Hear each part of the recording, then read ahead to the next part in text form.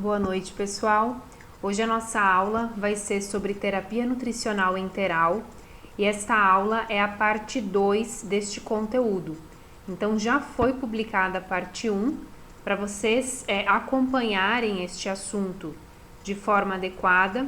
Eu recomendo que vocês vejam a parte 1 para depois assistir esse segundo vídeo.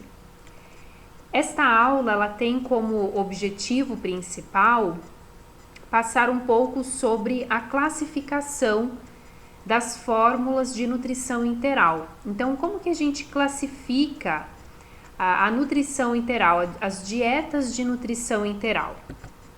Nós podemos estar classificando essas dietas de nutrição enteral a partir de várias características.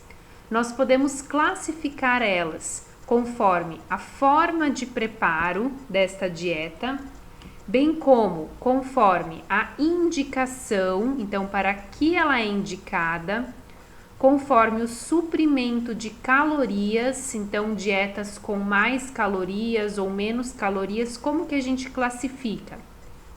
Conforme a complexidade de nutrientes e também conforme a presença ou ausência de algum elemento específico, algum nutriente, tá?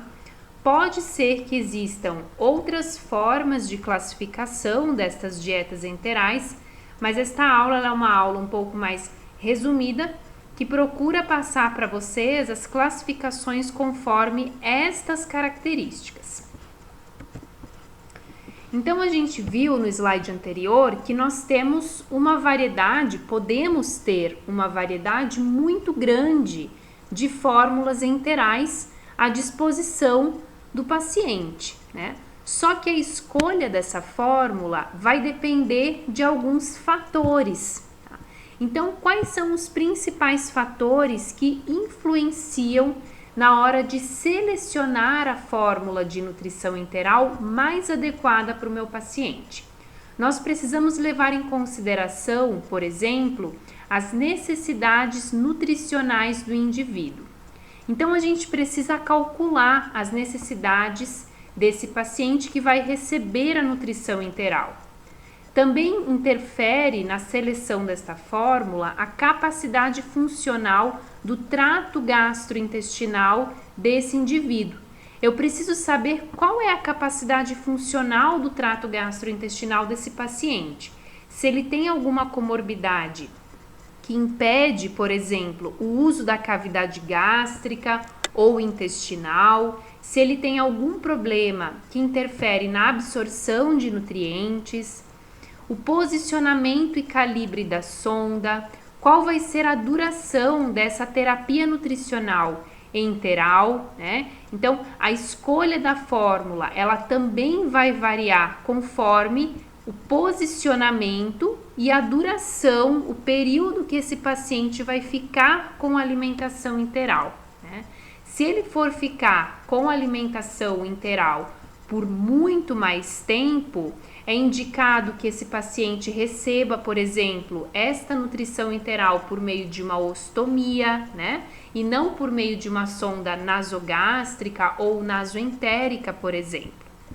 Também interfere na escolha desta fórmula alguns aspectos econômicos, né? Então, a disponibilidade econômica que este paciente tem para estar adquirindo a fórmula enteral e qual é a doença de base, a situação clínica desse paciente, porque por muitas vezes ele vai ter alguma doença de base que necessite, né, que seja mais adequado que ele receba uma fórmula especializada de nutrição enteral e não uma fórmula padrão. A gente vai estar falando sobre isso logo após. Além disso, né, para selecionar esta fórmula de nutrição enteral, eu preciso saber qual é a densidade calórica necessária, ideal para este paciente, né? Ou seja, quando eu falo em densidade calórica, eu me refiro a quantas calorias por ml esta fórmula está ofertando para esse indivíduo, tá? Então, será que esta fórmula que tem esta densidade calórica X, ela supre as necessidades calóricas desse meu paciente? Então, eu posso ter dietas que vão fornecer 1 quilocaloria por ml, 1,2, 1,5 quilocalorias por ml, até 2 quilocalorias por ml, né? E a gente também classifica estas fórmulas enterais conforme a sua densidade calórica. Nós também precisamos prestar atenção na osmolaridade ou osmolalidade desta fórmula. Nós vamos ver posteriormente que, dependendo da posição em que esta sonda enteral se encontra, ou seja, numa posição gástrica ou pós-pilórica, né, no intestino, é mais recomendado uma alimentação enteral hiperosmolar ou hipoosmolar, tá? Eu preciso prestar atenção também na complexidade de nutrientes desta fórmula, né? Então, os macronutrientes que se encontram nesta fórmula, carboidratos, lipídios, principalmente proteínas, qual é a complexidade deles? Esses nutrientes, eles estão intactos, eles estão hidrolisados, tudo isso interfere, por exemplo, na osmolalidade desta fórmula. E são esses detalhes que a gente vai ver a partir de agora, porque nós entendendo, né, a partir do momento que a gente entende esta classificação das fórmulas enterais, nós também passamos a entender estes fatores que influenciam a escolha da fórmula enteral. O primeiro critério de classificação das fórmulas enterais, das dietas de nutrição enteral, é quanto à forma de preparo. Então, quanto à forma de preparo, as dietas de nutrição enteral, elas podem ser caseiras ou industrializadas. As dietas caseiras são aquelas preparadas em casa, feita com alimentos in natura, como a gente vê nas figuras aqui embaixo.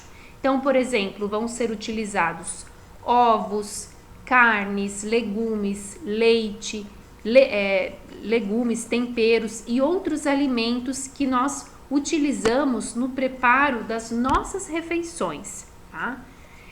E eu posso ter ou não a adição de suplementos, por exemplo, nessa dieta enteral caseira, tá? A preparação desta dieta enteral caseira, ela precisa ser liquidificada e peneirada até deixar esta dieta enteral na consistência ideal para ser administrada para o paciente. Nós também temos, quanto à forma de preparo, as dietas enterais industrializadas, que são chamadas de fórmulas de nutrição enteral, tá? Então, estas dietas industrializadas são aquelas fórmulas de nutrição enteral prontas e completas para uso. Elas são preparadas industrialmente e elas podem ser encontradas sob duas formas. Então, ou eu encontro a dieta de nutrição enteral na forma de pó, que normalmente vem na forma destas latas, tá?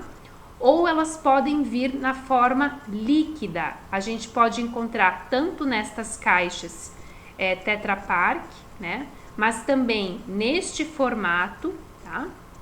E aí eu tenho dieta líquida pronta para o consumo, né? Que é quando eu só conecto esta dieta, esta fórmula ao equipo e consigo administrar diretamente nesse paciente com auxílio da bomba de infusão.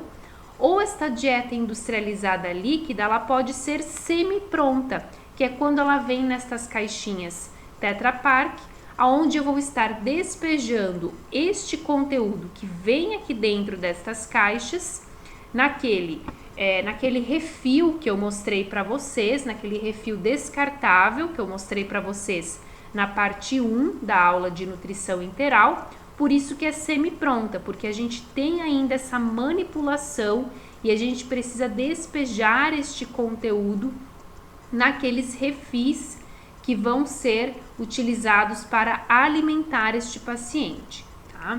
Então, no geral, Estas fórmulas enterais líquidas, comparadas, por exemplo, às fórmulas caseiras, elas podem representar uma vantagem muito grande, né? Justamente porque o risco de contaminação ele acaba sendo menor, porque eu vou ter menos manipulação comparado aqui a uma dieta enteral caseira, onde eu preciso preparar os alimentos, cozinhar estes alimentos, liquidificar, peneirar, ou seja, a manipulação desta dieta é muito maior comparado a uma dieta de nutrição enteral industrializada. Então, o risco de contaminação aqui é muito menor. Nós também podemos classificar as dietas de nutrição enteral quanto ao critério de indicação, tá? Então, as dietas industrializadas de nutrição enteral, ou seja, as fórmulas de nutrição enteral, elas se classificam em fórmulas padrão e também em fórmulas modificadas ou especializadas. Estas fórmulas padrão, elas contêm obrigatoriamente carboidratos, proteínas, lipídios, vitaminas e minerais na sua composição. Ou seja, são as fórmulas que contêm os nutrientes na sua forma intacta, né? Em quantidades muito próximas às recomendadas para a população saudável. Já quando eu falo em fórmulas de nutrição enteral modificadas, elas se diferenciam destas fórmulas padrão porque elas vão apresentar ausência, redução, aumento ou adição de nutrientes não previstos na fórmula padrão, tá? Ou seja, eu vou ter alguma alteração na sua composição comparado ali à fórmula padrão, tá? E isso é o principal critério que diferencia estas duas classificações. Estas fórmulas modificadas, pessoal, elas são necessárias, né? Porque há pacientes que necessitam ingerir nutrientes específicos devido à sua doença, devido à sua condição clínica de base. Então, existem, por exemplo, fórmulas específicas para controle glicêmico de diabéticos, fórmulas modificadas com nutrientes imunomoduladores, com nutrientes antioxidantes acrescentados na sua composição, fórmulas específicas para pacientes com insuficiência renal, que se encontram em tratamento dialítico ou conservador, dentre tantos outros exemplos que nós poderíamos citar aqui de fórmulas modificadas. Eu gosto de trazer também alguns trabalhos que a gente pode estar fazendo a leitura, trabalhos que eu considero interessantes. Então aqui eu trouxe nesta aula 2 artigos para citar para vocês, recomendar a leitura. Este primeiro, né, Fórmulas Enterais no Mercado Brasileiro, Classificação e Descrição da Composição Nutricional, que nos traz justamente essa classificação que a gente acabou de ver em fórmulas de nutrição enteral industrializada padrão e fórmulas modificadas. Estas fórmulas padrão, elas podem conter ou não fibras na sua composição. E nós poderíamos citar vários subtipos de fórmulas modificadas de nutrição enteral, né? Então, específicas para pacientes diabéticos, para pacientes com insuficiência renal, aquelas que apresentam seus macronutrientes semi-hidrolisados ou totalmente hidrolisados, com nutrientes imunomoduladores na sua composição, para pacientes com insuficiência hepática ou ainda com insuficiência respiratória, tá? Então, eu recomendo a leitura deste artigo porque ele é bem interessante quanto a esta classificação e nos traz alguns exemplos de fórmulas padrão e de fórmulas modificadas. O que a gente percebe aqui? Que estas fórmulas modificadas, elas são específicas para patologias específicas, para doenças específicas, para controle, né, de alterações metabólicas específicas, tá? Da mesma forma, este segundo trabalho, Fórmulas para a Nutrição Enteral Padrão e Modificada disponíveis no Brasil, levantamento e classificação, nos traz várias tabelas com exemplos destas fórmulas e eu também indico a leitura deste artigo, que é bem interessante. Baseado nestes trabalhos, de análise que já foram publicados na literatura, algumas características importantes destas fórmulas padrão nós podemos estar destacando.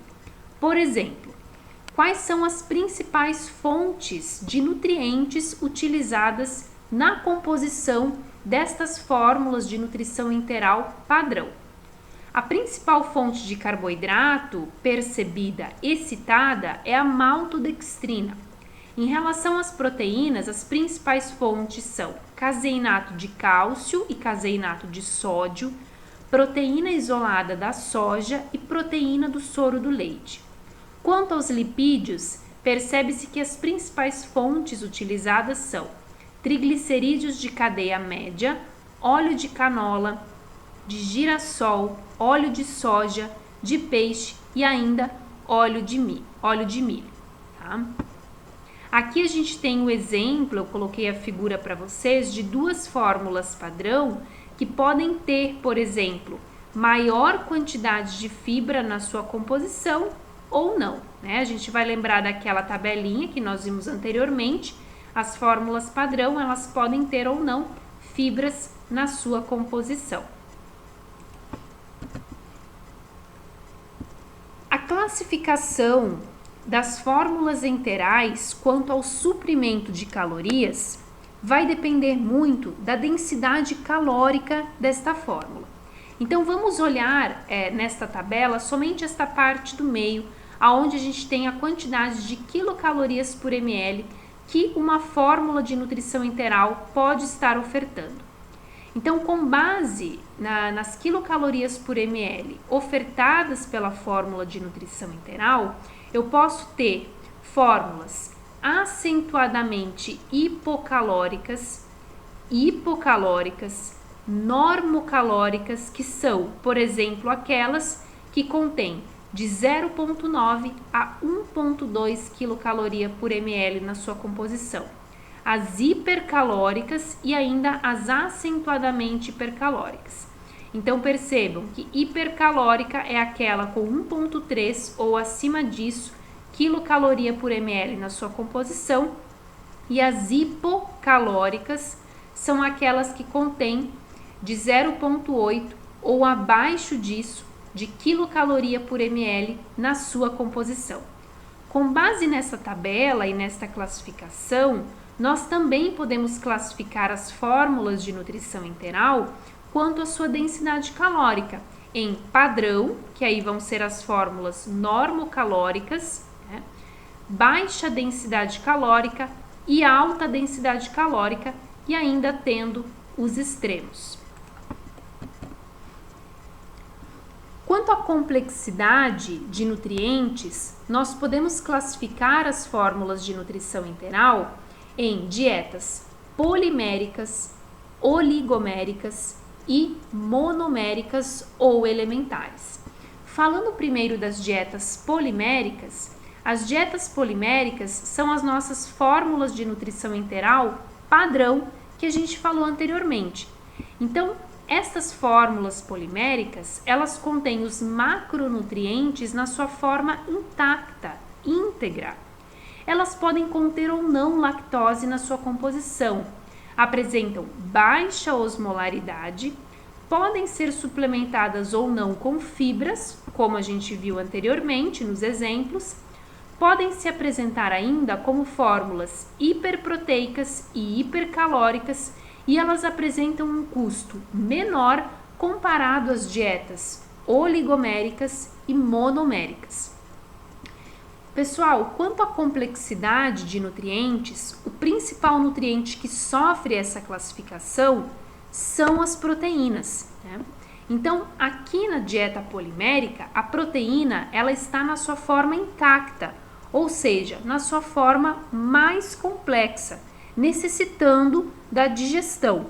Nós podemos ter a proteína na forma de caseinato de cálcio, de sódio, de potássio, na forma de proteína do soro do leite, de isolado proteico de soja, entre outros exemplos. Mas aqui, os macronutrientes, principalmente ressaltando a proteína, estão na sua forma intacta e vão necessitar da digestão enzimática no nosso trato gastrointestinal. Nas dietas oligoméricas, os macronutrientes estão parcialmente hidrolisados. A digestão, ela fica facilitada com esse tipo de dieta, né? Bem como a absorção dos nutrientes no intestino, e a osmolaridade, ela começa a aumentar no caso dessas dietas oligoméricas. Então, na dieta oligomérica, as proteínas, elas vão estar parcialmente hidrolizadas. Por exemplo, caseinato hidrolisado mais aminoácidos livres. Pode aparecer assim na composição. As dietas monoméricas ou elementares são aquelas de maior custo e são hiperosmolares. Os macronutrientes nessas dietas vão estar totalmente hidrolizados. Por isso que aqui as proteínas elas vão estar 100% hidrolizadas, não vão necessitar de digestão. Nestas fórmulas monoméricas eu encontro, por exemplo, somente aminoácidos livres e elas também não contêm resíduos, por isso que na sua composição a gente não encontra lactose e fibras. Existem algumas características importantes quanto à fonte dos nutrientes de dietas oligoméricas e monoméricas que eu gostaria de ressaltar. Então, conforme o que a literatura nos traz e a análise de diversas fórmulas de nutrição interal, a principal fonte de carboidrato continua sendo a maltodextrina. As principais fontes de proteína são proteína do soro do leite hidrolisada. Mas nós podemos ainda ter outras fontes nestas dietas oligoméricas e monoméricas, como caseinato hidrolisado, aminoácidos livres, hidrolisado de soja e lactoalbumina. Quanto à fonte de lipídios, é muito comum nós percebermos uma mistura de triglicerídeos de cadeia média e triglicerídeos de cadeia longa. E eu falei para vocês, até esse momento, muito sobre a osmolaridade e a osmolalidade, né? Então, tanto a osmolaridade quanto a osmolalidade vão refletir o quê? Vão refletir a concentração de partículas osmoticamente ativas na solução. Mas a tendência é padronizar os valores expressos nas fórmulas de nutrição interal de acordo com a osmolalidade da fórmula. Então, normalmente a gente encontra os valores de osmolalidade nas fórmulas de nutrição interal. A osmolaridade se refere ao número de miliosmoles por litro de solução e a osmolalidade ao número de miliosmoles por quilo de água de solução enteral. Existem alguns nutrientes que mais afetam essa osmolaridade ou a osmolalidade das fórmulas de nutrição interal? Sim, os nutrientes que mais afetam essa osmolalidade são os menores, tá? Então são aqueles mais hidrolizados. Por exemplo, os carboidratos mais simples, mono e disacarídeos, as proteínas, quanto mais hidrolizadas, mais interferem na osmolalidade, como por exemplo os aminoácidos livres, minerais e eletrólitos, principalmente porque apresentam um tamanho pequeno, e ainda os triglicerídeos de cadeia média. Um outro critério de classificação destas fórmulas de nutrição interal é quanto a essa osmolalidade. Então, olha só, nós podemos encontrar uma variação de valores de partículas osmoticamente ativas dentro destas soluções enterais. Quando que uma fórmula de nutrição interal ela vai ser isotônica? Quando ela apresentar de 300 a 350 miliosmoles por quilo de água de solução. Ela vai ser hipotônica quando apresentar de 280 a 300 miliosmoles por quilo de água de solução e vai ser hipertônica quando a quantidade for igual ou superior a 350 miliosmoles por quilo de água de solução.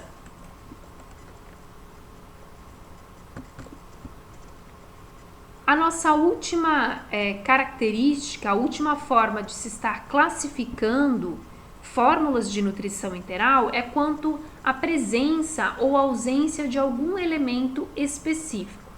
Então, nós podemos ter, por exemplo, fórmulas de nutrição interal que apresentam lactose ou não na sua composição, fórmulas de nutrição interal que apresentam ou não fibras na sua composição. Aqui eu trouxe um exemplo de uma fórmula industrializada que não contém nem sacarose e nem lactose na sua composição.